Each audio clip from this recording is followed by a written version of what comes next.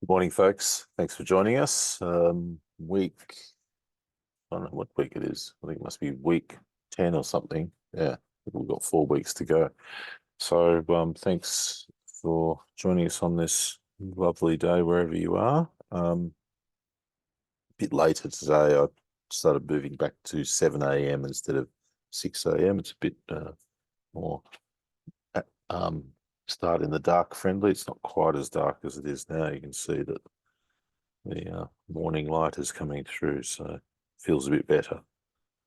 We'll talk about buildings today, the sixth of the 10 layers, and not much to change since the last time I did this. I just reorganized a few things, but so if you haven't watched this before, we'll see how much different it is to the last one we did on this topic. um, as this triptych suggests, there's multiple elements to this layer that we address. And if I recall, I'll just get this out because I don't have it in my head right now. I'll just get my yeoman's out. It's farm buildings. Just looking at the challenge of landscape from PA yeoman's, and he says the five earlier factors on the, because this is also at number 6 in the keyline scale of permanence, but the 5 earlier factors on the keyline scale will now have indicated clearly which of the possible alternatives is the best site for the permanent farm buildings, the 6th factor on the keyline scale of permanence. The selection of sites for the permanent farm buildings may influence the pattern of clearing of trees adjacent to the site. Therefore, the sites should be fixed early during the planned clearing of the land. However, deciding on the location of permanent farm buildings does not affect the general planning of the trees that are to be left in the clearing of the property or grown or cleared, on it goes. There's other notes in here about the positioning of water supply features, guiding the location of farm roads in relation to land shape and climate. Will disclose all possible suitable or possible sites of the access roads, and these will relate to the site. Anyway, the access road must be trafficable in all weathers and must be permanent. This is to the housing or buildings. These relevant matters will be made so obvious that the final consideration of possible sites can then be made. And then permanence in such matters on the farm relates strongly to family life, and the final decision is made to suit the farmer's wife. This is 1958. But it's a relationship, right? Of course, one should, whomever you are living with, there should be a whole discussion. And the best aspect in view is more important than such matters as easier sanitation, one time considered as first in the order of importance. Modern methods and equipment can, with little trouble, provide perfection and permanence in such matters. That is, making it that good views and appearance dominate the selection of farm homesteads. Now, it's not a bad thing to look at in terms of this. It's only a 2-page section that goes into any more. No, it's only 2 pages, so not much more to see there. And I think it is of its time. And I mean, quite frankly, I've seen some of the positioning of yeoman's buildings in the keyline scale of permanence, and I would say that while there's validity to those positions, they're not necessarily those that I would select because they're often too high. They don't produce any outcomes as far as a solid state water supply, for example, really good fire protection positioning, or for that matter, very good energy efficiency. So I think it seemed to me that good access or accessibility and what do you call it?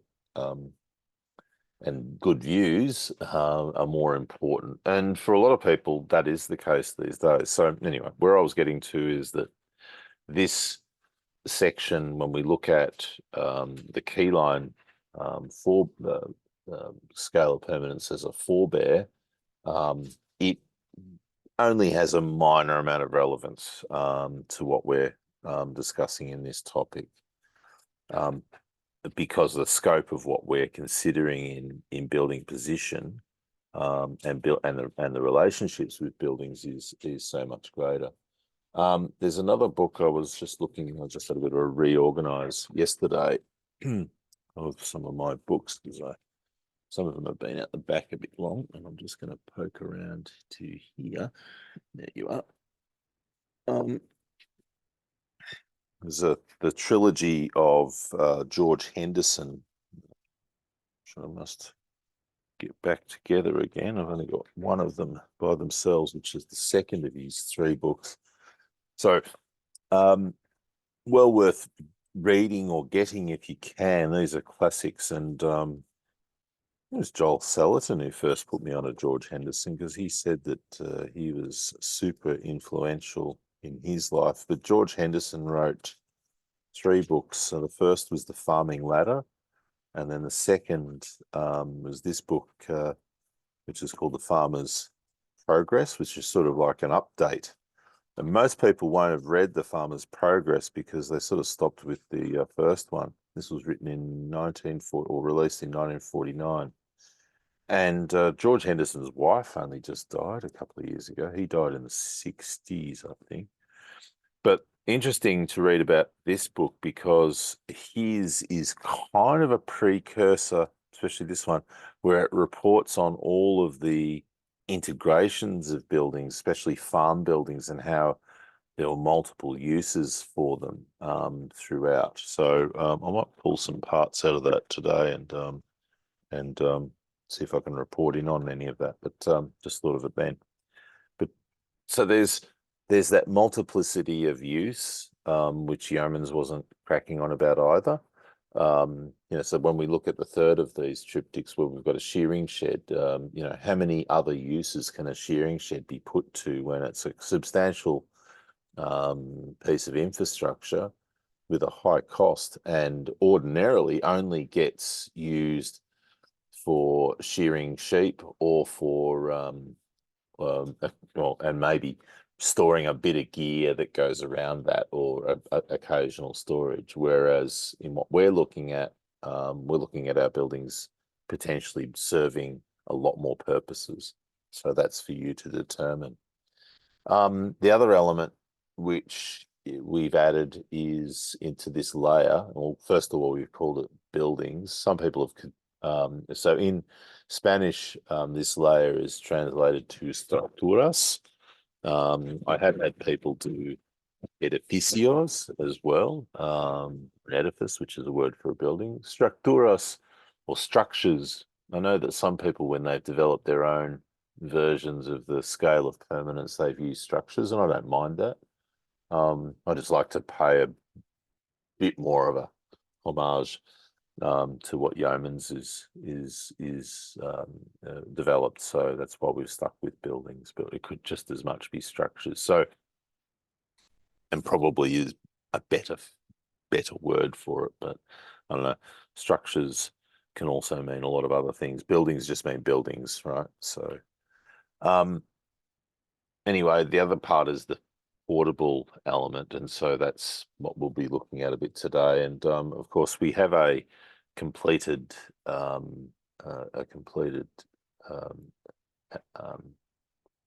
chapter on this. This is the last one we've released. I really like this chapter, so we'll touch in on some of that as well.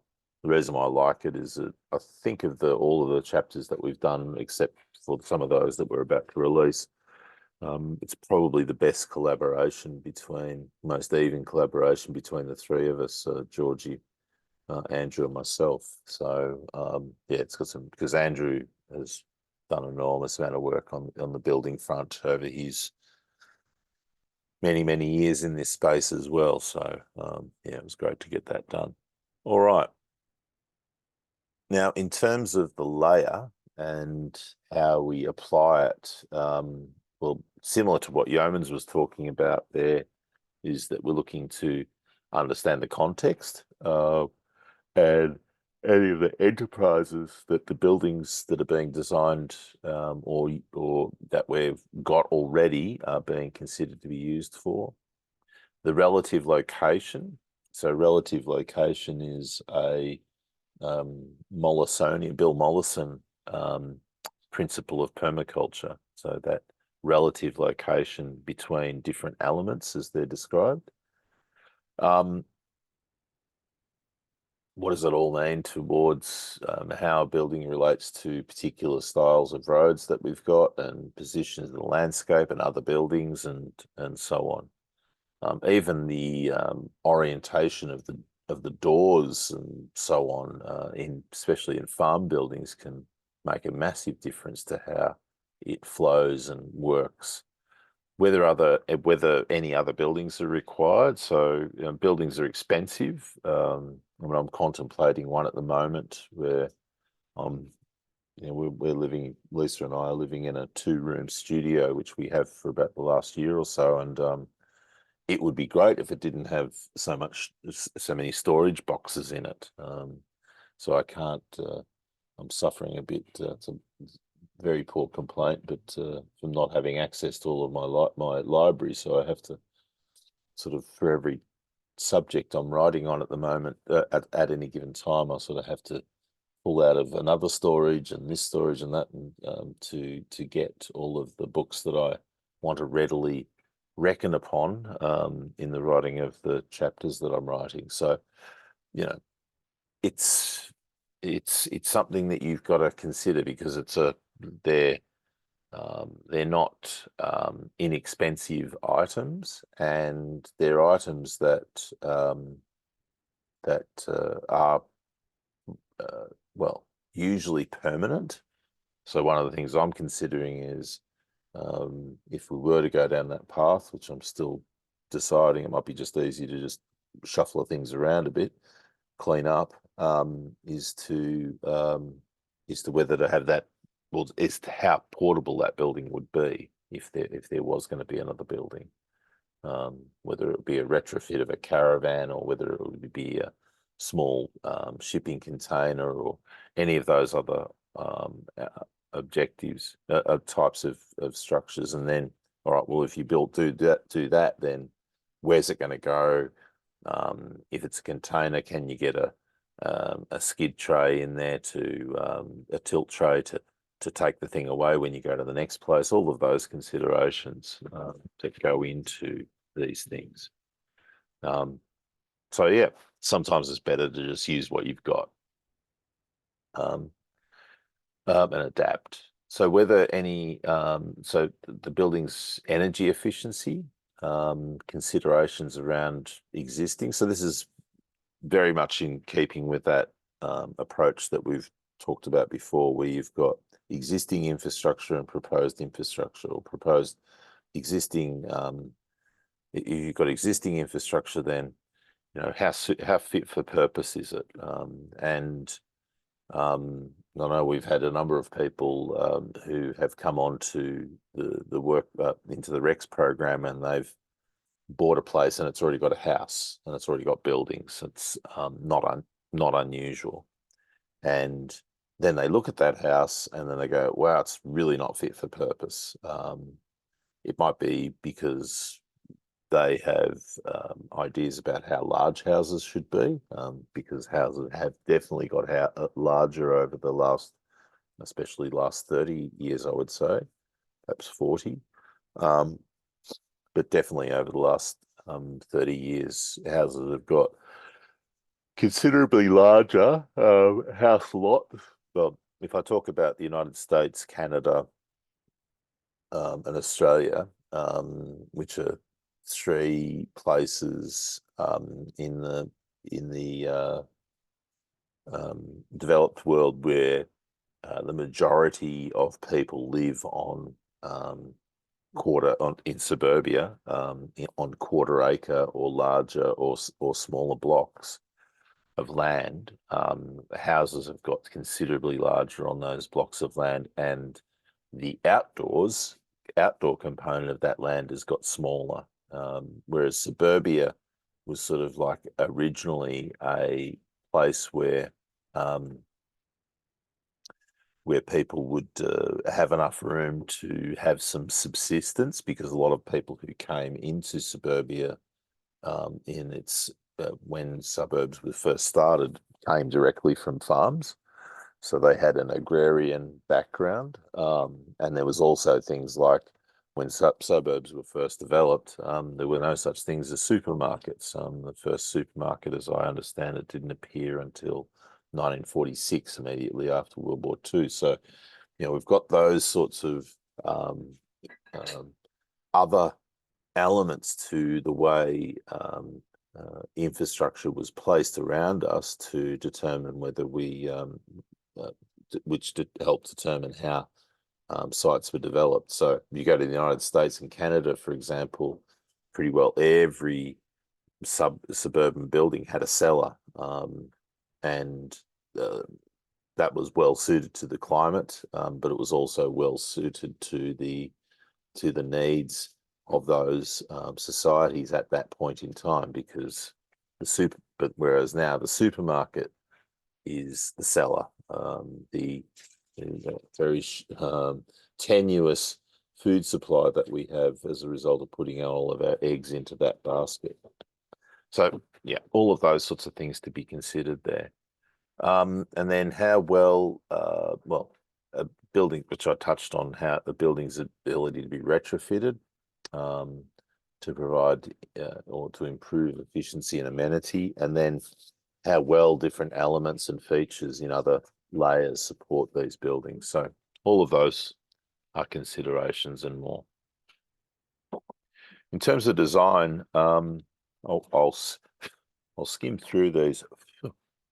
I think part of the reason why I like to put the different climates in here is, well, as a touch to the permaculture work that Bill Mollison in particular did, as far as his output in permaculture was concerned, where in the his main book, the Permaculture Designer's Manual, had different climate types as the different chapters. And for each of those, there was a consideration around what are the ideal buildings for each of those climates. And so there's some homage there. There's also, of course, the reckoning that, our membership is all over the world. But otherwise, the other reason why we think it's worthwhile that people pay attention to these different climate types is that in most of the most parts of the world that people live, there throughout the year, other aspects of other climates are displayed, and they all have influence on buildings. It's really difficult to have, for what should be obvious reasons, to have a building which suits all times of the year. So where I'm getting to, if I go to the global north, particularly United States, Canada, Northern Europe, in particular, Northern Europe and Northern United States and Canada have polar winters effectively, or have very strong winters, which require housing which is well suited to those climates. And then they have the shoulder seasons of the fall or autumn and spring, which are typically wet and cold or emerging in the spring. Um, and there's a climate that is wrapped around that, which is quite different to quite a stark difference to the cold of the winter. And then we come into the summers, and in the large part in the summers of those regions, they're largely tropical, and in some cases actually similar to the wet tropics. Um, and with longer days than what the actual tropics have. But then there's wind differences to what the tropics tend to have, and so on. So there's all of these elements. And why I'm saying this is that it's important because people will suffer in their housing, and this is when people will talk about changes to global temperatures and the influence that they are having in these regions, where these regions are getting hotter. And it's not just hotter. In a lot of cases, they're also that heat is associated with humidity as well. So you're dealing with. I mean, I've been in upstate New York and Vermont, and it's been oppressive, and it's reminded me completely of when I lived in Vietnam, which is the actual tropics. It was very, very similar feeling, and the built infrastructure just did not cope with it. And it's so that's so when we look at ideal structures, and we look at the way that we are living, and look at the license that we can give to ourselves in the way that we live, how are we going to do that? So understanding some of these other climates is useful for that. So when we look at the classically defined tropical locations of the world, there they are, most equatorial, so no secrets there, or closer to the to the to the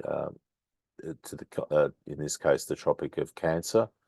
Um, Interesting, no locations of Andrew's marked on here, but they do exist in Australia, and Blake would know that. He's on the call, maybe with Tennille. There's those elements of how a building should look. So in these locations, everything goes to the opposite of what you want in cool climate buildings. So here it's all about ventilation, and all about not having heavy structures. So now, in some places, that's going to also extend to some of the animals which get around in the middle of the night in some of these places, which can climb, and 2 to 3 times heavier body weight than humans are. So they're a bit scary. So how do you design around them so that you can sleep soundly at night? No, without these large striped cats wandering around looking for their next dinner. So that's where a lot of buildings are elevated, and the dual purpose of that is also to give really good ventilation. I remember working with this mob here, Sperry, in Vietnam in 2005, and one village that we went to, I don't know that I don't think I have any photos of this particular house. It was very similar to this archetype here. But they had buildings such as this, which were moved, so they were completely able to be pulled apart. And because it was thatch, the roofing, they didn't carry any thatch. They just went and harvested palms and did that themselves. So pretty impressive housing. But there's this archetypal design which flows all the way through the tropics that you just keep seeing. And then you go into the cities and they don't have them at all. They're all heavy construction, built on the ground, made of high thermal mass materials, and so on. The other element to these buildings, and it's one of the things that I learned fairly early in my permaculture years, was that the tendency of people in permaculture is to fill spaces up with productivity. And when you go into the tropics, it's the first thing you go, where's the kitchen gardens close to the kitchen, all of that sort of thing. And why are people keeping everything so open? Why do people do that all over the world? And you got to actually sometimes pay attention to what people have done and their habits. Some of their habits are not, and their practices are worthy of change, but some are not. Some actually have an intrinsic value, which has been passed on by the common sense of humans for a long time. So when you see landscapes in the humid tropics, where the house envelope compounds are quite open, there's a lot of bare soil, that can be definitely fixed. But there's a lot of openness. The reason why it's open is to provide for ventilation, because anyone who spends a moment of time in the tropics, particularly in the rainy season, would know that molds and everything wants to be fungal, right? Fungi is the dominant organism, dominant set of organisms. So you want to keep everything as well ventilated as possible. So that means not cluttering a yard with plants, as others might do, especially ones that are not grasses or whatever. There's also that element of trying to keep predators at bay, because and just organisms which are of annoyance, rodents and insects and all the rest of it. So there's all of that. So trying to limit habitat is a strong reason to do that. Moving into the other locations where you've got which get closer to the tropics of Cancer and Capricorn, the wet, dry tropics, or the monsoonal tropics, as some people would call, although the true monsoon is only from the Himalayas and goes through Southeast Asia and onto Australia, and of course in India and Pakistan, Afghanistan. Those regions get affected by the monsoon. China to an extent. Anyway, these buildings are certainly where the changes in temperature are nowhere near as are much more pronounced than they are in the so-called wet tropics. Most wet tropical locations in the world are dominated by palms. So if you dropped out of a helicopter and you see palms everywhere as the canopy, then you should be aware that that's probably a fairly long wet season, because palms tend to dominate in those sorts of landscapes or those sorts of climates.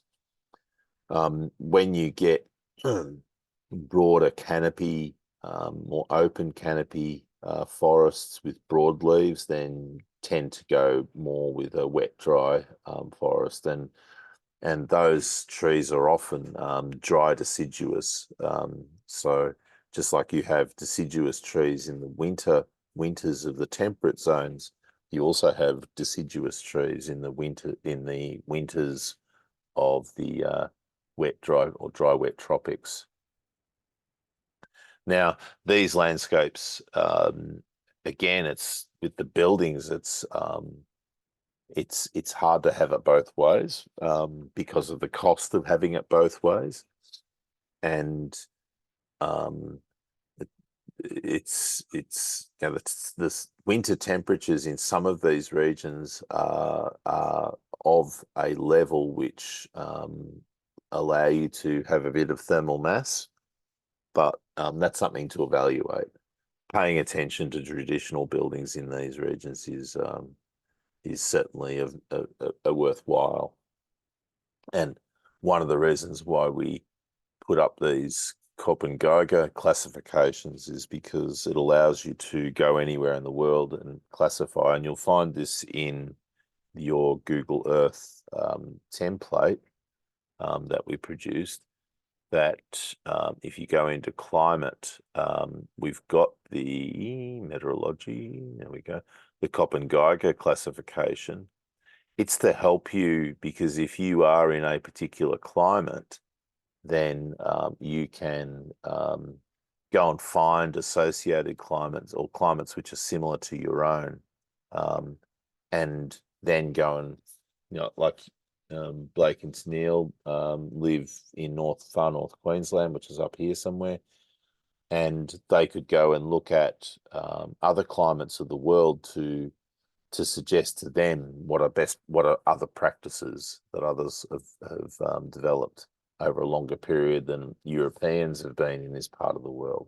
I can't say with any certainty the kind of Aboriginal structures that existed in their part of the world, but that's obviously worth looking at. But then, in large part, Aboriginal Australians didn't build structures of, I won't say noteworthy, but buildings which stood the test of time after abandonment, such as it happened in other parts of the world. So, but their part of the world, you'd be definitely looking at Southeast Asia and India and Africa and parts of South America for guidance as far as what a good building methods and archetypes to follow. So you can look at it that way. So ventilation in this case is very useful, and these are some different designs that people have developed to help with that or to guide that. Why that's there, that shouldn't be there. Then we come into the humid temperate climates, of which there's a substantial populations of the world exist, whether that be in China, east coast of Australia, southern South America, east coast of the United States, parts of Europe, and so on. And I would say that this is a climate which, as a result of any climate change, is one that's if it's in the northern hemisphere, it's moving further north. So there's a strong suggestion, say, in the east coast of the United States, for example, that the temperatures, the day degrees, are increasing north up the Atlantic coast. And people are noticing that because different plants are starting to emerge and persist, and different insects are starting to emerge and persist in areas where they weren't seen before. So they're sort of, you can look at the climate records as one way of determining what is changing in terms of any climatic change, but you can also look at it from the perspective of what nature is doing and how it's responding.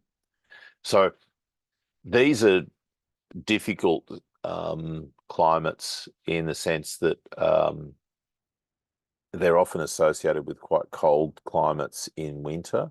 So Florida, which I've worked in a bit, for example, it's really challenging with some of the species species selection. And this goes all the way through to the old French states of Alabama and Arkansas and Louisiana and those sorts of places, because they while they all have but pretty well a wet tropical summer, they can have, let's just put it this way, Canada can come to visit over winter, and and this goes right through to Texas as well. You can get these polar entries from Canada, and you can drop down to quite significantly low temperatures, which can then kill a lot of plants, but also make living in your tropical house quite uncomfortable. Now, I'll say that, but most people have not, in my observation, most people don't live in housing which is suited to climate. So, and that, you know, that, well, most most people who are in the colonized world, who are European in origin, do not generally live in, or have not generally built housing which is suited to the climate. They've used archetypal designs which have come from somewhere else, and that somewhere else is a couple of islands or a little areas of Northern Europe. So a lot of the designs have come from there, and they're completely unsuitable or unsuited to the climates that they're living in. We see this also with people living in underfunded housing as well. All throughout the United States, people have trailers, which are more or less, they're very common on a lot of places, sort of a demountable structures, which are basically made of polystyrene panel, of refrigeration panel. And while they're not too bad in winter, if you've got a heat source inside, remember, buildings which are insulated and well insulated insulate in the cold as well as insulating out the cold. So if a building is cold inside, and it's well insulated, then it will stay bloody cold. Now, if you put some heat in there, it will contain the heat too. Ditto, if a building gets hot and it's insulated, it will stay bloody hot inside. So unless it's cooled, and then you've got to look at the types of cooling that work in those climates and so on. So where we get to in these climates is, in particular, is what I was referring to earlier, is that these climates are really where you need to pay attention to having, particularly for the summer living, areas which are much more like tropical housing, well ventilated, able to be opened right up, perhaps not elevated, although the thermal mass is not the be all and end all as far as moderating that climate. It's probably better to have parts of the structures which can be opened up completely, like we just saw here, with the appropriate insect protections as well. So that's what we're looking at there. And then we get into the Mediterranean climates of the world, which are hot, dry, but they're hot, dry in the opposite, where they've got a humid winter and a hot, dry summer. And obviously a lot of those areas in the world. And those areas, well, they're heavily populated, where a lot of the food crops that people use come from, and very habitable, because the winter temperatures are not that great, not that low, but the summer temperatures in those regions are getting hotter, as it would seem. So with that being the case, again, these can be climates that or places that have challenges in terms of damp over winter. So a lot of places in the Mediterranean are painted white throughout.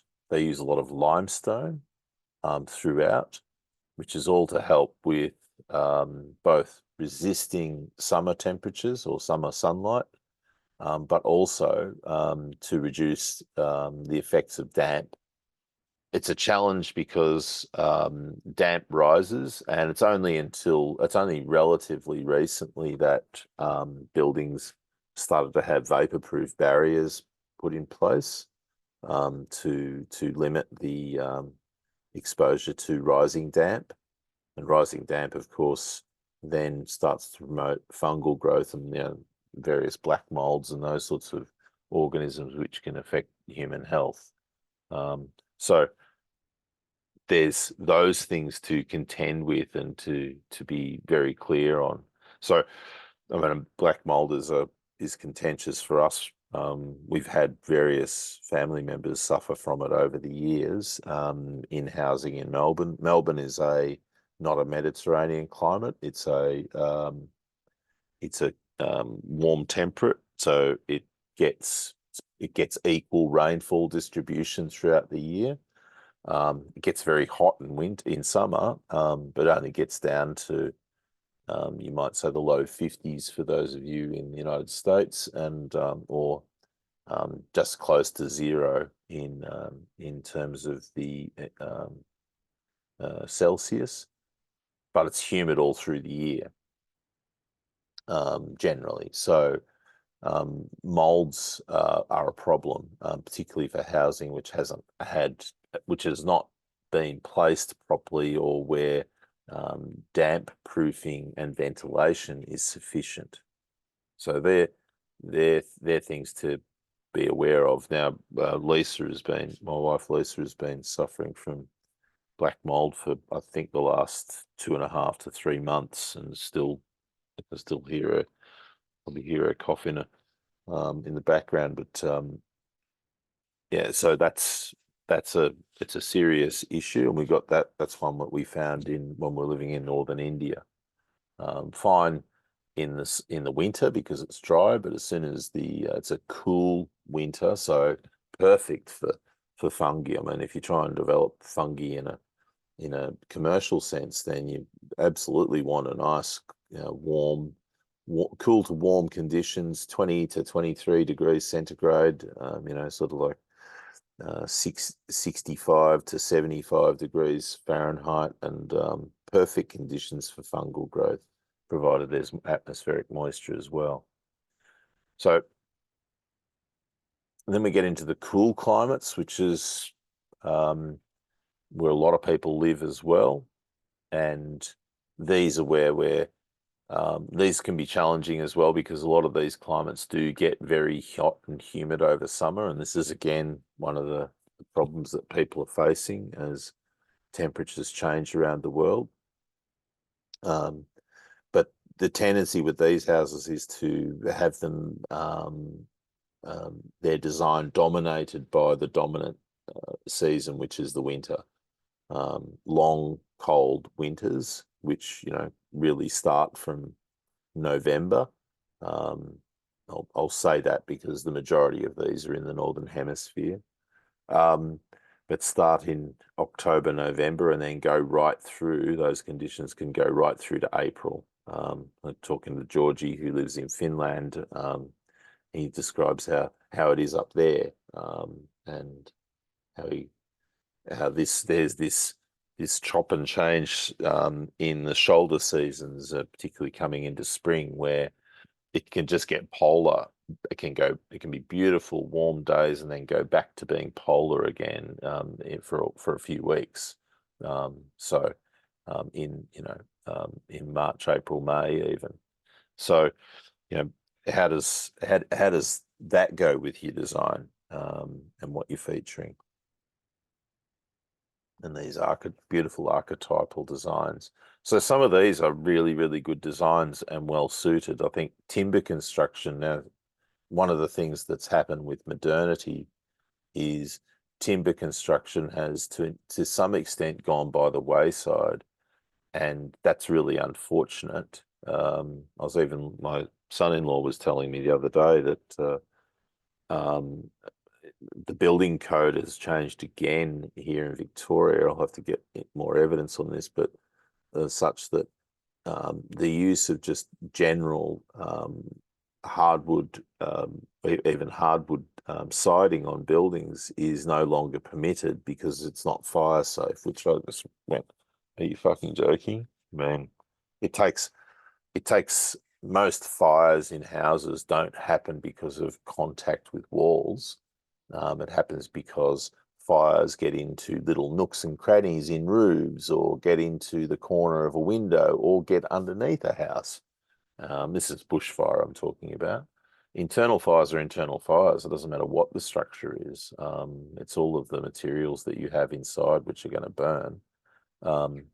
But fires that come from the outside, like bushfires, they have a completely different points of establishment. And in 99% of the cases, they're not the walls of the buildings which start the fire. They're surfaces which are actually, you can go up to a wall with a blowtorch, a gas blowtorch, and in most cases, apart from the paint will start, it takes actually it's like in a fire. If you go and put a log on the fire and you put the face of the log, which is shiny, which is the outside of the log, and you go and put that in the fire, watch it, even in a hot fire, not start. And if you want to kill a fire, that's the way or slow a fire down, then that's the way you do it, right? You don't, but if you want to get it started, and then you put the split face of the wood, which has got a lot more surface area, a lot less laminar surface. You put that on that side and it'll start up because it's got all of that surface area. It's not like that with a house. External faces on houses usually have a cut face, which, like I said, if you go up to it with a blowtorch, it'll scorch before it'll actually catch fire, and off it'll go. So I find all of that quite pitiful, and a great example of corporate interests dictating legislation yet again. A sector of the building industry with materials that they want to see included in construction, get it legislated, so no one's got any bloody choice, which is insane. Yeah, it's an insane world we live in. So, moving away from the climate type housing or climate specific housing, and the needs there is to look at portability. So again, outcomes of modernity, the shipping container is which come in three basic size or dimensions, all the same width and height, although there are what's called high cube containers, but they're all the same width. And the three lengths are 40 foot, 30 foot, and 10 foot. You can get 5-foot containers, but I won't worry about them. But each of them have values and uses. They all get bought and leased, and particularly in let's say countries that don't manufacture as much as they should or used to. I'm calling out the United States and Australia, and other parts of the world, Canada and other parts. There's a lot of containers which end the period of their lease when they come to the shores, and then if the lease isn't take up again, then there's a ready market for their capture and repurposing. So they're a great tool for repurposing. They're obviously not designed as buildings; they're designed to carry things, but they're able to be retrofitted in a whole host of ways, which I've done some work on, and I regret now not building this. We did have an opportunity, but the council advised if we built it, then we wouldn't be able to build our actual home that we didn't get to build either. So we did have the cash to do this one, but it would have been a really cool building. That's the design that I did there, which was climate specific. It had zones which were close to the ground, so good for the cooler months, where you want more thermal mass and so on. And then it had an area up high, which was better for the summer months, and lots of open area in the cool temperate or warm temperate climate that it was designed for. So, and as you can see, I don't know if you can, but these lines here that I've got drawn in, these eaves that I drew in, were so that we could look at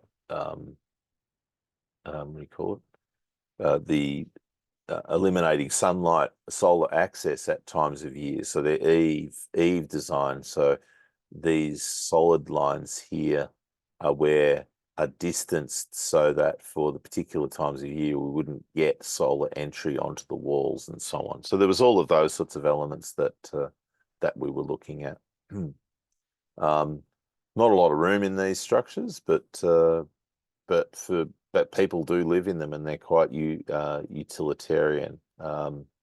The big elements to them are, of course, the contaminants that are in them. So most of which is stored in the floor. So methyl bromide is a common pesticide that is used and injected into these containers when they're shipped around the world. Some of that will be stored in the paint, so that can be washed, they can be cleaned out with detergents before they're sealed and so on with various paints or finishes that you might want to use. And of course, you have to insulate them, and you have to protect the buildings from the potential of condensation, which they otherwise just suffer as a standing building or as a standing structure. So the use of fly roofs, as we call them, or as they're called, are advisable, even whether that's being used in this particular way, where a fly roof is being put over, or this sort of tarpaulin type, or whether people are putting some other type of roof on these just to just to provide a water catchment surface for a start, because they actually pool water on the surface because they've got indentations up on the roofs. So having some sort of roof structure is good, but also having some sort of space in that roof also provides the ability to prevent condensation inside. There's all of those factors if you are going to choose to use these structures, which I'm sure we'll see more and more and more emerge, particularly as housing affordability all over the world is increasing in its evidence. So certainly something that we're going to look at a lot more. So how do we do that? How do you actually pull that off and have buildings which are suited? So this particular one here, one of our students, Lucas Libertas, he built this in a spare yard. It's a 20-foot container that he built, and he put a polytunnel next to it and so on. And it's not a great structure in the sense of being a great archetype. I mean, he's made it fairly basic, put the space heater in there and put some bedding with sort of like tiny house types of parameters. He also put shelves in and so on. So that's a good, and a sliding door. So that's all good. But in terms of insulation, looks like there's some on that wall, but that's not going to help with these other walls. These other walls are going to allow quite a lot of heat escape or entry as a result. So that's something that one has to deal with. So in the book, we've talked about that in the section. I think we've got a section on. I say that, I'm pretty sure we did, where we're looking at the types of buildings, containers, whether people are using old buses, fly roofs, different setups that people can do. Tiny houses, I think I did. Yeah, wall insulation. I thought I must have done it somewhere else. But the types of, or the ways that people do insulation and apply internal and external wall treatments, but mostly internal wall treatments to provide some insulation. But the other thing I was going to say before was that it's important to remove the original plywood flooring, because that's where most of the residues are contained. So that's a straight up given, because that will continue, those residues will continue to outgas into the structure. I saw you can get containers relatively cheaply. I've seen new 20-foot containers for as low as $4,500, which if you look at trying to build something that size from scratch, it's going to be really hard for you to compete with that. So there's some even using because of the volume of these that these are being built at, there's compelling reasons for using them as structures. Anyway, I'll stay with that. Um, there's a lot of other, one of the other outcomes of modernity has been a lot of modularization and school buildings, which we have quite a few of in Australia. We all grew up going into portable, using at schools that were developed very quickly because the population boom in Australia after Second World War in the United States and others demanded prefabricated buildings. It was the only method that could be feasibly used to meet the demand of an expanding population. I mean, people, I'll put it to you this way, people breed at a rate quicker than most buildings are built, right? Most houses don't get built in 9 months. By the time you go through all of the palaver with planning permissions and all of the rest of it. Now, I don't think it's getting any better because there's more and more regulation at the planning level, which slows things up at that, in the planning side, because there's phases of building where you've got, well, one, the financing, two, the design. So they sort of come together because as you develop a design for a building, well, then there's the securing of the finance to go with that. Then there's the planning, so the liaison with a municipality. Generally, it's their responsibility over planning a house plan. And all that goes with that.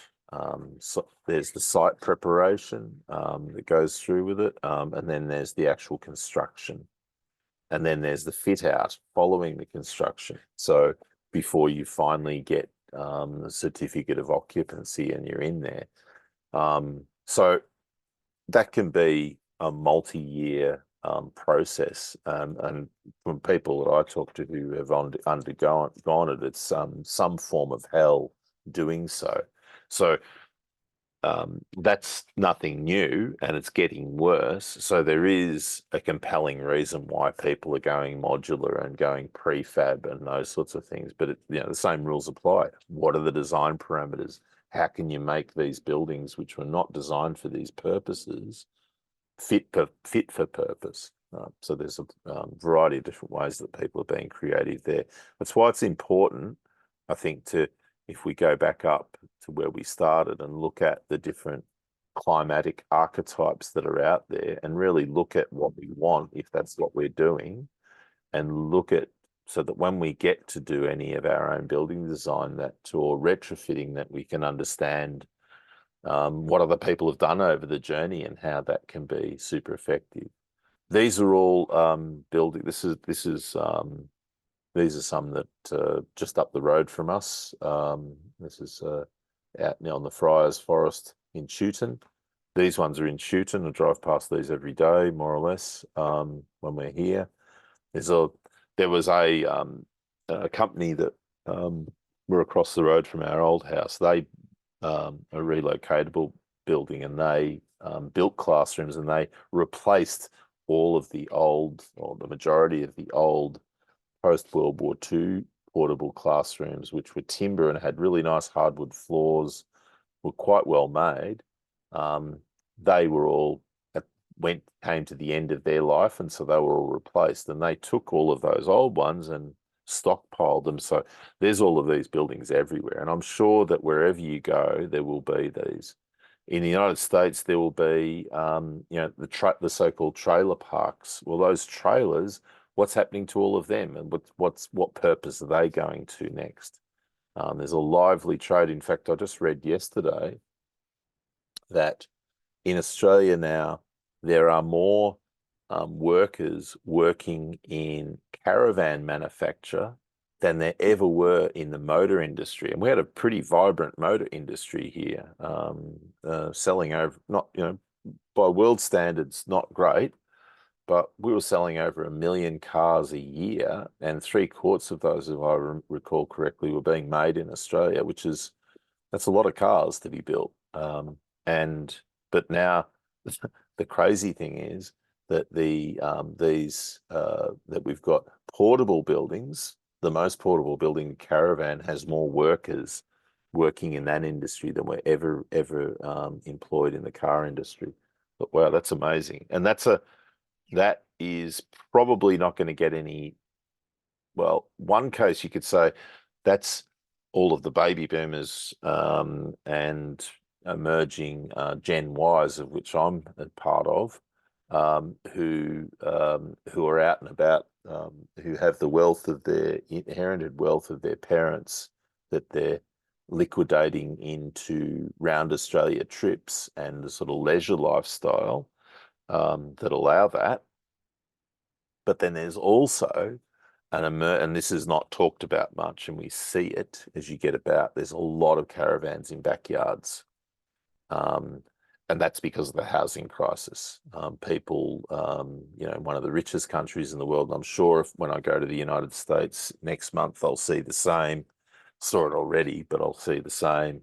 That these apparently wealthy countries have set themselves up in such a way that they're getting that the true wealth of them in terms of their ability to for people to be house themselves is diminishing. And so we're starting to see these sorts of signs. Not that this is a bad thing, it's a good thing to recycle, right? So and done with modern understandings and materials and a bit of nous, you can get by. So Andrew, I won't get into this in any super detail because we've done this a bit already, but Andrew did some really good work in the what's the chapter? The buildings chapter on bushfire design.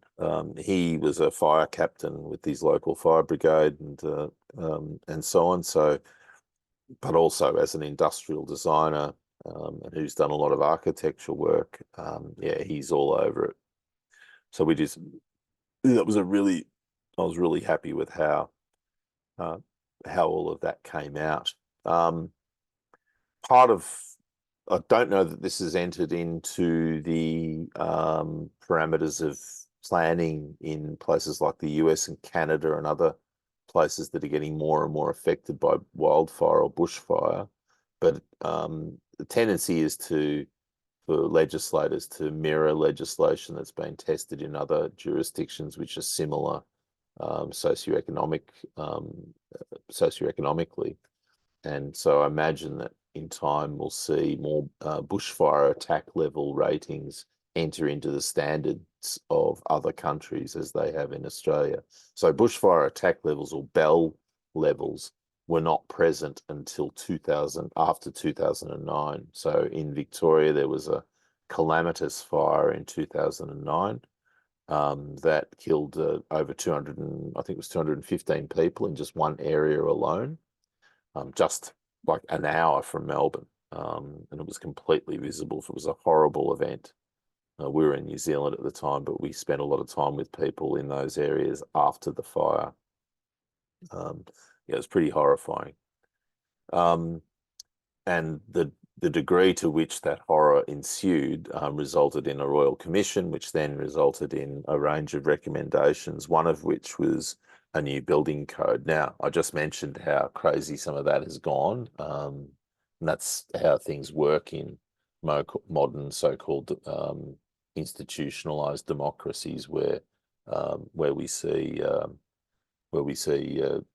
those institutions being dominated by corporate interests and legislation being developed by corporate interests.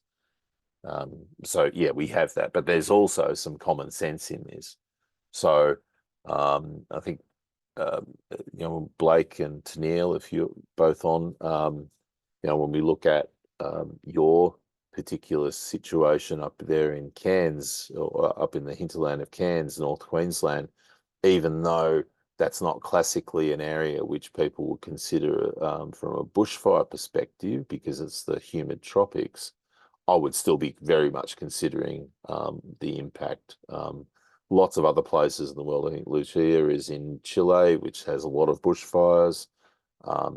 they're all different parts of the world where people are encountering issues, and this Bell rating is a really good system to have you assess just how dangerous vegetation around you can be, and then use some of the tools and techniques of landscape design and so on that we that are available to assist with that.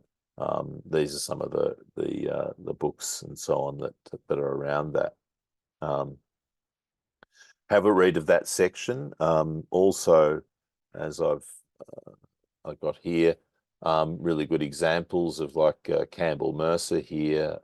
This is a design that I did in 2000, which we've looked at from the perspective of the beautiful olive groves and the tree crop systems, and it's all nice and curvy and looks really sexy. Yeah, but it's also got all of these like the fire design that goes into this is considerable. So whether it's how the ground layers are managed, how the trees are pruned up, the positioning of different species, the spaces that are provided, the management that is there, again, the species where you've got, I don't know what the name of this species is, but where you've got casuarinas, which are being grown in belts, which also produce a heavy needle drop, which suppresses grasses, which might otherwise carry fire. And these needles are not super flammable. So there's all of these sorts of design elements which Campbell has put in place, sacrificing the front fire sector of his place. I mean, when I say sacrifice that that from the perspective of having a nice landscape. He's done as good as he can with gravels and whatnot, but he's created a sort of not even a xeriscape. He's created a stonescape, a gravelscape, with all of these sprinklers in place and so on, because and a simplicity to the design, so that there aren't any nooks and crannies. Even these shutters are designed to come down. Now they come down as, God willing, there will never be a fire at this place. But if there was, the shutters, which also are the security for the building and also moderate the climate, will also keep out the fire. All of the plants that have been selected here are all known to be not flammable. So there's all of these elements that Campbell and Julie have put in place, which all help. Even having the choice of where to put the vegetable garden. Vegetable gardens don't burn too well, and so on. So there's all of these elements which have been put in place in this particular, I'd say, cool, temperate location, but in a fire-prone area. So that's all as an outcome of reading some of the resources that we've suggested in the in this presentation, be it the Flywire House of David Holmgren, or some of the other books that are out there that have been of influence, particularly particularly those of Joan Webster, who has quite a lot of prominence in Australia, at least. Now, if that's out of order or not, I suppose it's not. But yeah, these are some other books that I don't know why I've got it there. It should be at the end. Might move it there now for next time. Yeah, these are some of the books that that we'll recommend, but we'll talk about those a bit later after we get along with things. So portable structures, lots of different designs, and look, you see so many. There's no, let's say, archetype. I see both Joel Salatin wrote the first one, the first book that I'd seen, which was specifically around portable structures, that people could use um, in uh, in agriculture, or regen ag, whatever you want to call it, regenerative agriculture.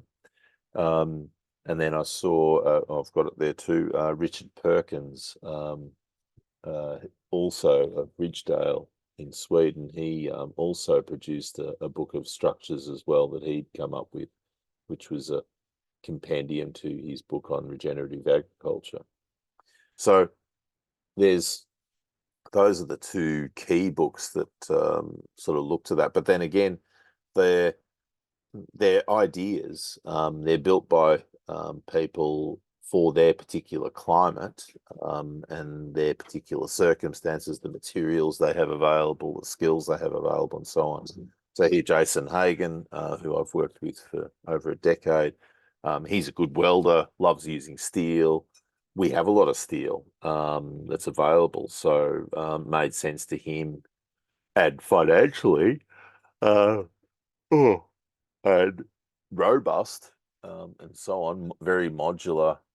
You get your cut list, you cut it, you weld it, you build it, and you're ready to go. And you've got these very robust structures that hundreds of pigs can maraud through and not cause too much damage to. Now, the other elements to this, of course, are that we've integrated in water features, which so that this is a what I call a plug and play system where the feeders are integrated, not the feeders, the water troughs are integrated, and where roof sprinklers are integrated, and all of that, so that other functions can emerge from those animals.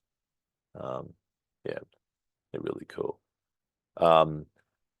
They also need to be robust. I know Joel Salatin has mentioned a number of times tornadoes or high winds which have gone through and lifted up all of their classic chickens systems, and they've found them distributed around the district after the winds have gone through. So, you need to consider that these structures are not light, but because they're three-sided structures and relatively open, they can still be tipped over by strong winds. So, we've addressed that since with pegs, and that seems to be okay. But it's also helped that these buildings are quite robust in the first place. So even though they're being tipped back over by a tractor, no other way to do it really on a farm, just using what you've got, these structures didn't get destroyed in the process. They just needed a bit of an hour or two of fixing up, and they're back to being ready to be used again. Portability is managed either by on a lot of places it's managed using either skidding or wheels. But the other element, which I think Jason has been really one of the pioneers of, is using excuse me, the modern farm tractor. There's all of these different things that come together.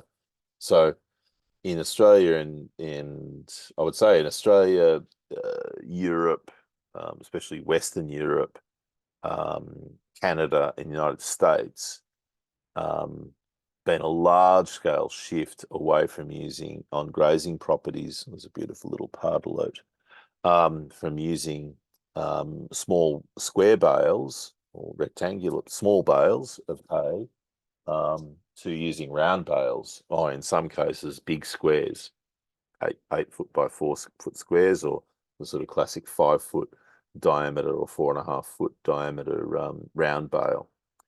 So the round bales and the big squares can't be handled by a human, whereas a small square can be lifted by a human, as anyone who grew up on a grazing farm would know, who stacked hay as a youth or whatever. So with that has come the rise of the 90 to 150 horsepower tractors, or even 75 to 150 horsepower tractor with a front end loader. They are almost ubiquitous now. because if it's any grazing property, they're basically just got forks on them full time, and they're there to just drive hay around. So that being the case, we're going to see more and more of those tractors come into people's hands as people replace them, and tractors don't die. Most tractors maintain their value quite well, and because they're maintained and they're undertuned and quite robust, they tend to last a long time. So 20, 30, 40-year-old tractors still have a role in life. And what we'll see is more and more of these tractors become available. And so because they have the forks on them, we'll start to look at, as Jason has, putting fork holes, putting tube in the roof structure so that you can lift and move these buildings that way rather than dragging them around with on skids and so on, as the likes of Joel have done, or these buildings here, which are purpose built and scaled and weighted so that they can be dragged by a human. That's the limiting factor to their actual scale. Now, there are other designs which can also be used, such as this design here, which is, I think, I personally prefer these designs to the Celoton type. They're equally as, I would say this is actually easier to build than the Celoton type structure, which requires a bit more joinery, if you call it that, but they're pretty basic. But the main reason why I like these is because a human can enter them. They've got a bit more height. The animals themselves are not as confined as they are in these ones if you're going to do this type of production. So very, very simple structure using concrete mesh, types of materials which are very much available all over the place, and so on. Again, a dragged structure. Darren Tarasenko's done his own version. Different people have done their own versions, and they're all equally as effective. This is a really cool design. I've made one with Ben Falloon, I think in 2011. I think we made one. I felled the trees, milled them with the Lucas mill, and then we brought them down and built the structure, which was really cool to have that sort of connection between or a very immediate connection between what we were felling, dimensioning, and then ultimately building and then using. And I think that structure would, I'd say, given how robust these are, that structure would still be in use today. Anyway, a really cool design, but again, one that has to be that is not on wheels, or can't be lifted, is a sled, and that works where the soils are suited. So that's what you've got to look at. This one here is in a wetter climate in Pennsylvania, softer soils. This is a Stolzfus design. And the Stolzfus, this is at Carversville, one of my clients in northern Pennsylvania, not far from the Delaware River. And it's a really cool design. It's basically a polytunnel on wheels, and the wheels are really big. I've not seen this sort of big low pressure tires, which did a really good job. Got all of these different systems which have come from industrial chicken production. So these roll-away nesting boxes, which have come from industrial chicken egg production, which have come into these types of portable structures. So there's a lot of that sort of carryover, which is awesome to see. And then there's all of these shade structures, the so-called gobbly-go at Celoton's, which is on some simple trailer chassis. Trailer axles, which can be just wheeled around, and you've got a completely portable system with the turkeys. Other places with pigs, and other places. This is at Taranaki Farm. I can tell because it's got it says so, but it's also the depth wheels from a yeoman's plough have been used in this case as a jockey wheel, which is fun. And then these shade structures which people have, which I think are awfully comical because they're like a $20,000 tree versus something much lighter and more compact. There's some really good designs in Joel Salatin's book on polyface buildings. Then there's the portable buildings that are used in dairy production. Glenn Herod, follow him in New Zealand. He does a really good job with some of his stuff. In fact, I was just looking at his stuff in here in the, where do we go? I was looking at portable structures just before in the buildings chapter. And these various different designs that people have come up with, some of which I've just shown you. Even the use of IBCs for nesting systems.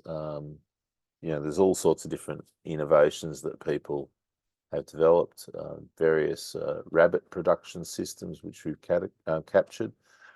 Here's Glenn Herod's design, but he's developed this Happy Cow system. So it's often the case that these innovators are not just innovating about the structures that they're building, but they're also the economic structures which are going around. So Glenn moved away from, it's interesting the way his business sort of evolved. He moved away from doing this sort of mobile cowshed process to, in doing that, he then found that from his perspective, a better entry point for him was actually in milk marketing. So he developed this much more direct method of milk marketing, which if you follow him on Facebook, you can pay attention to. So this is the classic dairy system, and then he has bypassed that by using some of the tools of modernity, which are modular pasteurization systems and refrigerated vans and all of those sorts of things, which have a lower have a lower cost of entry than do other systems that are out there, where it's all big tankers, big processing, all very intensive operations, and then a total control over the market, as anyone has seen all over the world with the way milk is or dairy products are marketed. Yeah, so some good stuff there. Oh, yeah, there's those books that I was referring to earlier. In terms of processing, again, the shipping container. This is at Brooklyn Grange Rooftop Garden in Brooklyn. Beautiful old Navy, classic old Art Deco Navy building, which is surplus, and there's this amazing rooftop garden that some of our permaculture course students from our last PDC that we run in 2014, they moved over there and got to work, which was great. It was really good to visit, and even put up these ship containers, which they had put a cool bot in, which is an innovation that allowed a normal in-wall air conditioner to be, its circuitry to be bypassed so that it could become a cooler, because they actually run a lot colder than the standard temperatures they go to when they're used for human cooling, and pretty simple stuff. Either for me, it's either you buy a insulated shipping container, or you use some of these materials which are available, like expanded foams and plywoods and those sorts of things. It's not perfect, but it gets you going. The CoolBot with a refrigeration with a that's like that's $1,000, $1,000 to $1,200 sort of treatment there, versus getting a full proper cool room set up. you'll evaluate it, because one of the things that I've seen more recently, because I've got a cool bot here which I was going to use at Creamtown. I should sell that actually. Is what I found was that we were looking at these options, and we found that it was cheaper to just buy a refrigeration panel and set it up. And the cost savings from the refrigeration panel as compared with doing a cool bot and air conditioner and a sort of a container type retrofit, it was cheaper to go with a refrigeration panel and a conventional cooling system.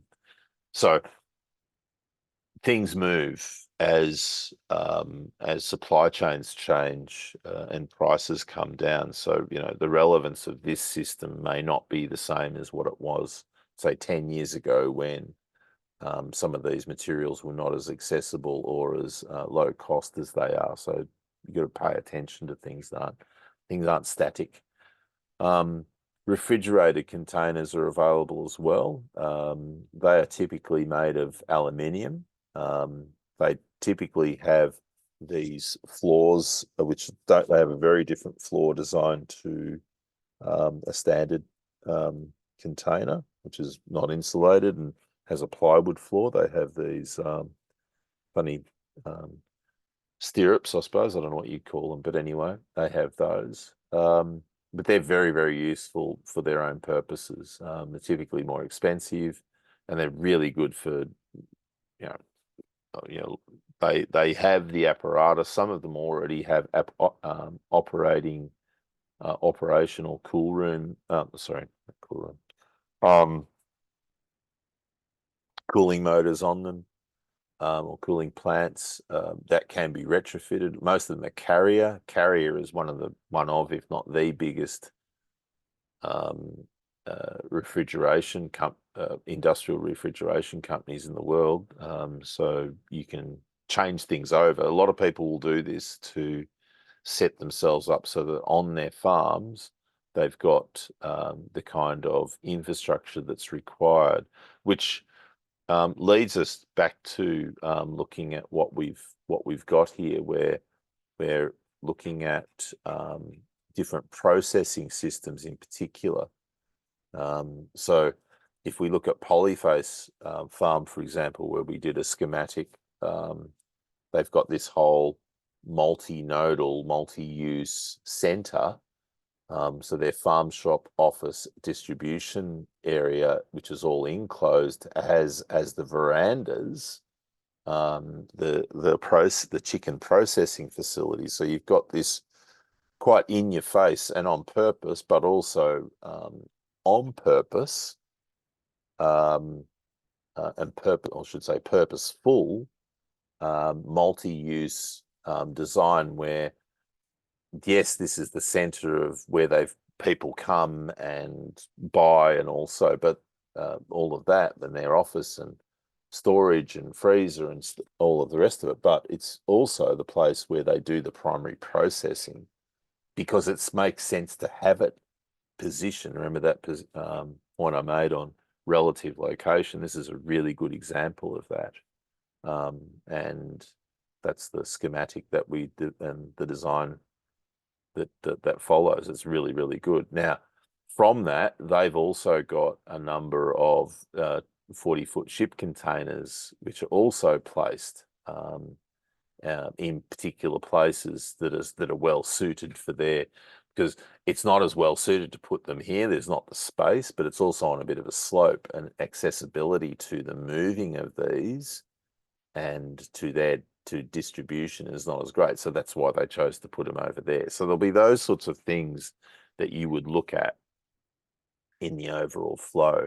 And that's what we've done here, is I spent a fair bit of time working with different people, looking at, well, in this case with Mike Kellercrate, Tom Duncan and I did this in 2013, yep.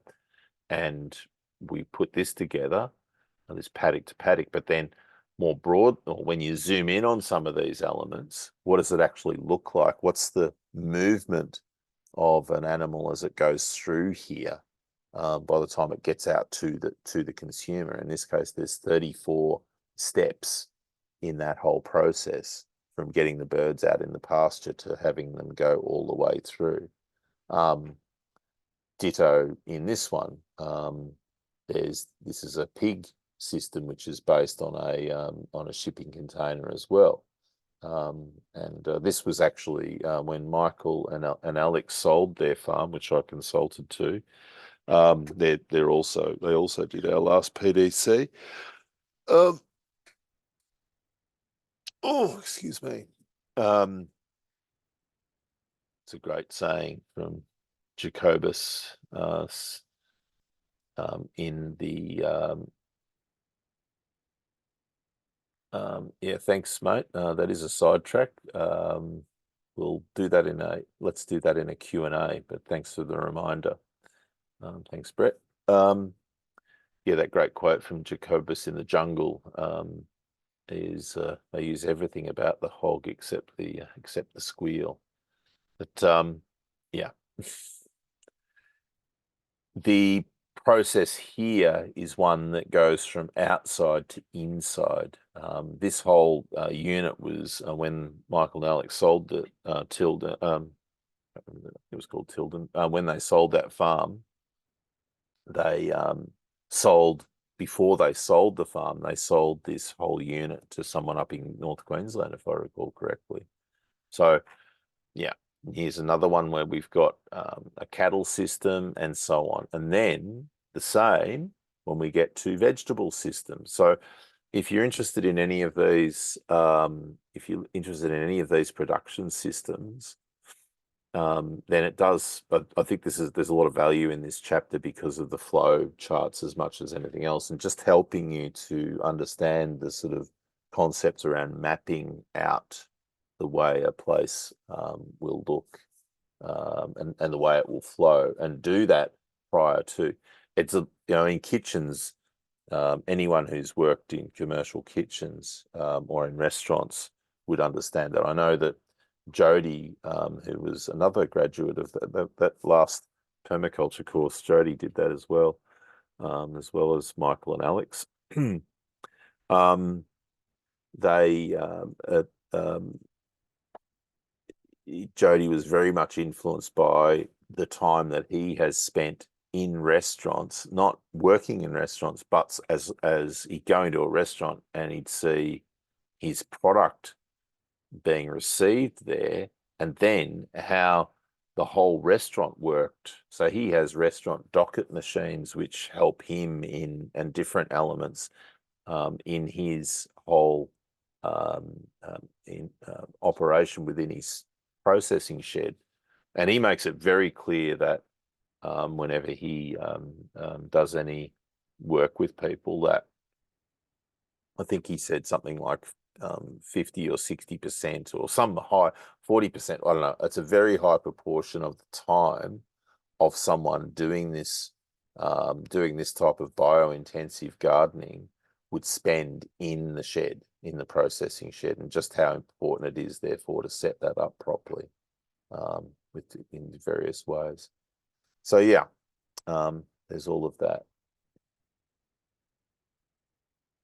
Okay, we've answered that. Thank you, Brett. And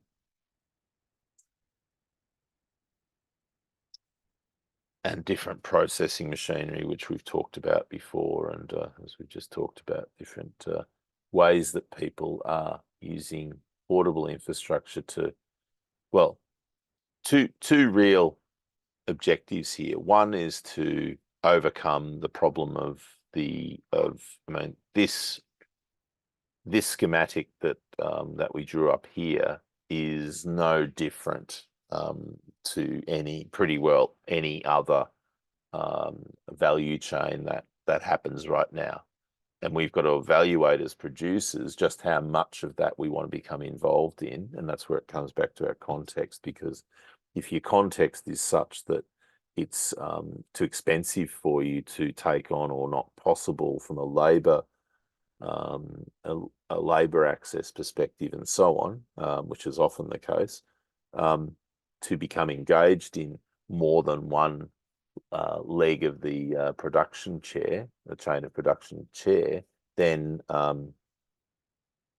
you won't do it. But it doesn't hurt to understand completely the market that you are a part of and that you are marketing to. So, and ways in which you, as a cost receiver, can get a better deal. And generally, the better deal that you can make is by being a better producer, a more cost-effective producer.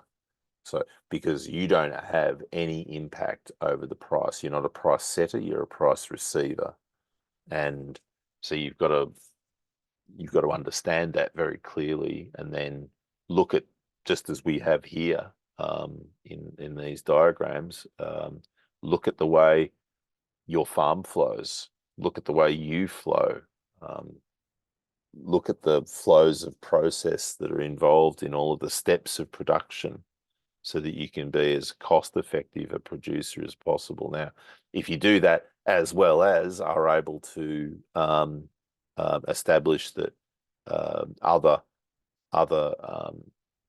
you're able to set up other modes of production of the production chain, whether it's processing, whether it's the logistics, or whether it's the ultimate distribution, marketing of the product, then you'll see full well how much value that is to you. Most people that I've met who are doing it, the scale of product, there is a scale of production which is necessary in order to make it worthwhile. Most people have trouble with labor, but everyone has problems with labor, labor access, and making sure people are happy and stay and all of that. So labor retention is labor access and retention are struggles.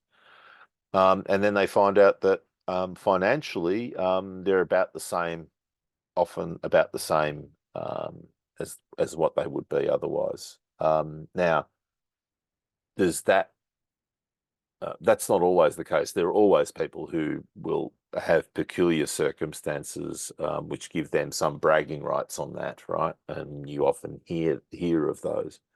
But the vibe that the results that I've generally heard from people is that, like Mike's Ranch Foods Direct, for example, Mike's quite candid that because of the consumer expectation around a low cost of food, which has been subsidized by all manner of different subsidies in industry and government in the United States, that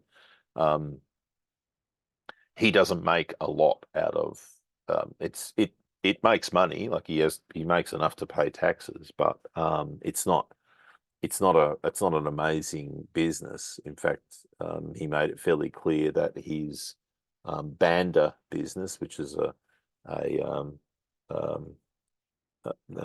Calicrate Bander is for removing the testicles of livestock, and for cauterizing the antlers of velvet deer, and so on.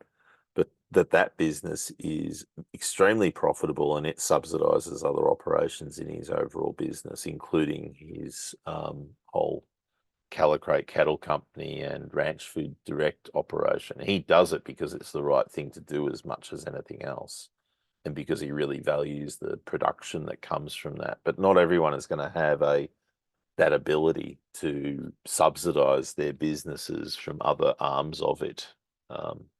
So I know this one is very profitable, no problem there. This one, I know Michael said to me that their cost of production here was about the same as it was for them taking the pigs somewhere else, but he was having to as I said here, as demand for their pork rose, they were making 6 to 8 hour weekly round trips to the abattoir, and finding this very tiring and stressful for them and the pigs, they decided to make their own. Now, that that is a context-based decision ultimately.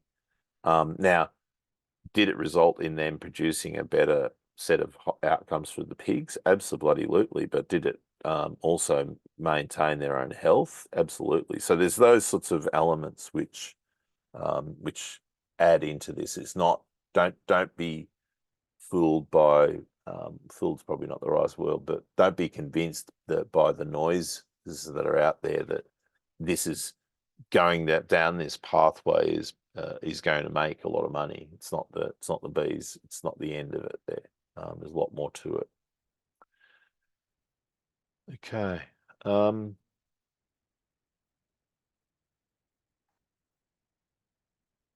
Yeah. So I've been through all of these things before, in terms of the the processes and the flow charts. So have a bit of a play. And I mean, just even last week we were doing this with the water designs on people's places. So there's a lot to be said for a good schematic, and what can result, and analyzing everything so that you can apply that innovation, getting things settled so that that you can apply innovation to processes as opposed to applying innovation for innovation's sake, which is never a good idea. So that's what we're looking at here.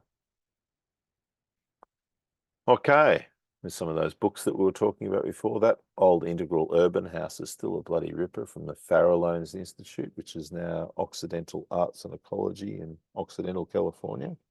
There's some great pieces out there. Of there's lots of books on tiny houses. I'm just looking at my library now. Living big in a tiny house. Stuff on villages. David Holmgren's new book, Retro Suburbia, is absolutely, well, as with all of his books, are exceptional. Warm House, Cool House, very good book by Nick Hollow, which is a bit of a classic, or has become a classic. The other one I haven't got up there, which I should, I might do that now while while I'm thinking of it, is Barefoot Architect, which is a great piece. Barefoot Architect, or Barefoot Architecture, pardon me. Oh yeah, there we go. I'll go to the devil for a minute. That wonderful distribution company, The Barefoot Architect, by Johan van Leggen. This book was out in circulation, I think, in Spanish for like 30 years before it was then released in English, which is cool. But it's a really good piece. Anyone who's looking to do anything with architecture of their own, retrofitting, etc., I think it's an absolute must. It's a ripper. Always stays in my shelf. There's other pieces as well, which I'm going to pick back up if you want to get a bit more deeper into architecture as well. One of which is the recently late Christopher Alexander, who wrote A Pattern Language, which is a great piece, and I just pulled my copy out yesterday because I want to look at some stuff in that again. There's a series. This one is Towns, Buildings and Construction, and it's a classic architectural text. So okay, it looks like there's some interesting things out there. So Timeless Way of Building and a few other Nature of Order. So there's a few pieces of Christopher Alexander's, but this A Pattern Language is probably the most best known. So have a look through that. It's a decent book, so it's not gonna be gone through in an afternoon. Anyway, that's what I've got for now. I'll go on for the week. With our week, we're going to, well, what would I say our week? The week is about building, but we'll have our Q&As as scheduled. But with this layer is what I was going to say. is this is an opportunity for you to continue the annotation, assessment, analysis approach where you're looking at what you've got, looking at existing assets, deciding on what their condition is, and then deciding what future they have. And if there are opportunities for new, then what's that going to look like? Look at buildings also for their current levels of energy efficiency. Now, if you don't know about that, well, that's an opportunity for inquiry into what can be or how a building can be made more energy efficient. So, Angela, you're on the call, perhaps with Troy as well. You've got a building on this farm. What's it look like? think I think I said to you the other week, if we get some photos of it, or in or around the building envelope, what's that going to look like? And are you going to retrofit it? What does that actually look like? We have a lot of expertise in the workplace, and self and others, as far as taking a building from where it is now and making it so that it's much more habitable and much more effective as a structure. So there's all of those sorts of things that people could be doing as part of this layer, as well as setting up concept plans and so on. A lot of people will spend a lot of time in this layer, especially if the project site doesn't have any building development to start with. So and this is the layer where people put more of their capital, sometimes more capital expenditure goes into the built environment on a property than the actual property price itself. So that's something to be considerate of. A lot of debt goes into all of this, debt financing and all of the rest. So there's a lot to consider here. When ultimately, as Bill Mollison said, all these buildings are examples of degenerative infrastructure. So we're putting the most of our finance into elements which are ultimately degenerative. And let's sort of perhaps have a reorientation on how that looks like going forward and the impact on your overall context. All right. Well, thanks everyone, and I'll enjoy your morning. And we'll Brett, you can definitely hit me up for. We do have some threads on that already, so maybe hit me up on it and we'll go from there. All right. Thanks everyone. Good morning.